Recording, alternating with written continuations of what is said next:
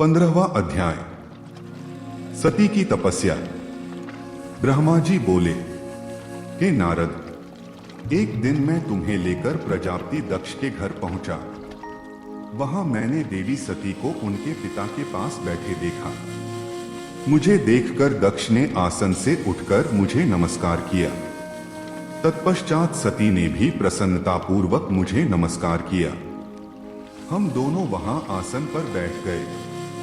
तब मैंने देवी सती को आशीर्वाद देते हुए कहा, सती, जो केवल तुम्हें चाहते हैं और तुम्हारी ही कामना करते हैं, तुम भी मन में उन्हीं को सोचती हो और उसी के रूप का स्मरण करती हो। उन्हीं सर्वज्ञ जगदीश्वर महादेव को तुम पति रूप में प्राप्त करो, वे ही तुम्हारे योग्य हैं। कुछ देर बाद दक्ष से विदा लेकर मैं अपने धाम को चल दिया। दक्ष को मेरी बातें सुनकर बड़ा संतोष एवं प्रसन्नता हुई। मेरे कथन से उनकी सारी चिंताएं दूर हो गई। धीरे धीरे सती ने कुमारावस्था पार कर ली और वे युवा अवस्था में प्रवेश कर गई। उनका रूप अत्यंत मनोहारी था। उनका मुख दिव्य तेज से शोभायमान था। देवी सती को देखकर प्रजापति दक्ष को उनके विवाह की चिंता होने लगी। तब पिता के मन की बात जानकर देवी सती ने महादेव को पति रूप में पाने की इच्छा अपनी माता को बताई। उन्होंने अपनी माता से भगवान शंकर को प्रसन्न करने के लिए तपस्या करने की आज्ञा मांगी। उनकी माता ने आज्ञा देकर घर पर ही उनकी आराधना आरंभ करा दी। आश्विन मास में नंदा अर्थात प्रतिपदा, षष्ठी और एकादशी तिथियों में उन्होंने भक्तिपूर्वक भगवान शिव का पूजन कर उन्हें गुड़ भात और नमक का भोग लगाया व नमस्कार किया। इसी प्रकार एक मास बीत गया। कार्तिक मास की चतुर्दशी को देवी सती ने मालपुओं और खीर से भगवान शिव को भोग लगाया और उनका निरंतर चिंतन करती रही। मार्गशीर्ष मास के कृष्ण पक्ष की अष्टमी को वे तिल, जौ और चावल से शिवजी की आराधना करती और घी का दीपक जलाती। पौष माह की शुक्ल पक्ष सप्तमी को पूरी रात जागरण कर सुबह खिचड़ी का भोग लगाती। माघ की पूर्णिमा की रात भर वे शिव आराधना में लीन रहती और सुबह नदी में स्नान कर गीले वस्त्रों में ही पुनः पूजा करने बैठ जाती थीं।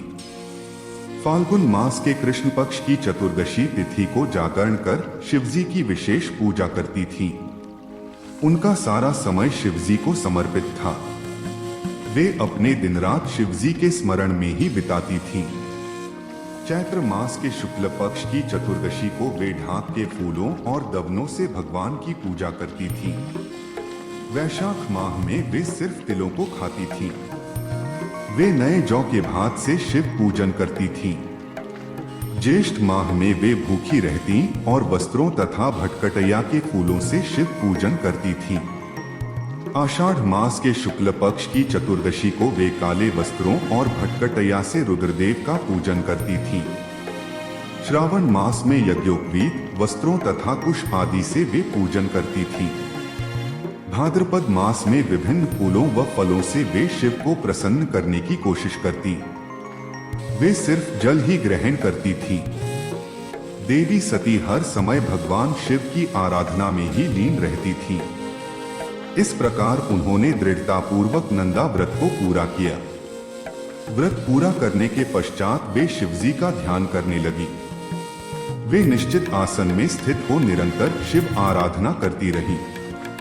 हे नारद, देवी सती की इस अनन्य भक्ति और तपस्या को अपनी आंखों से देखने में विष्णु तथा अन्य सभी देवी देवता और ऋषिमुनि वहां गए। वहां सभी ने देवी सती को भक्तिपूर्वक नमस्कार किया और उनके सामने मस्तक झुकाए। सभी देवी देवताओं ने उनकी तपस्या को सराहा। तब सभी देवी देवता और ऋषिमुनि मेरे, ब्रह्मा और विष्णु सहित कैलाश पर्वत पर पहुंचे। वहां भगवान शिव ध्यान मग्न थे। हमने उनके निकट जाकर दोनों हाथ जोड़कर उन्हें प्रणाम किया तथा उनकी स्तुति आरंभ कर दी। हमने कहा, प्रभो, आप परम शक्तिशाली हैं। आप ही सत्व, रज और तप आदि शक्तियों के स्वामी हैं। वेदत्रयी लोकत्रयी आपका स्वरूप है। आप अपनी शरण में आए भक्तों की सदैव रक्षा करते हैं। आप सदैव भक्तों का उद्धार करते हैं।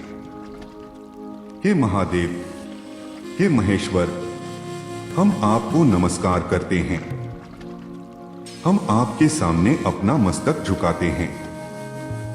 ब्रह्मा जी बोले, नारद, इस प्रकार भगवान शिव शंकर की स्तुति करके सभी देवता मस्तक झुकाकर शिव जी के सामने चुपचाप खड़े हो गए।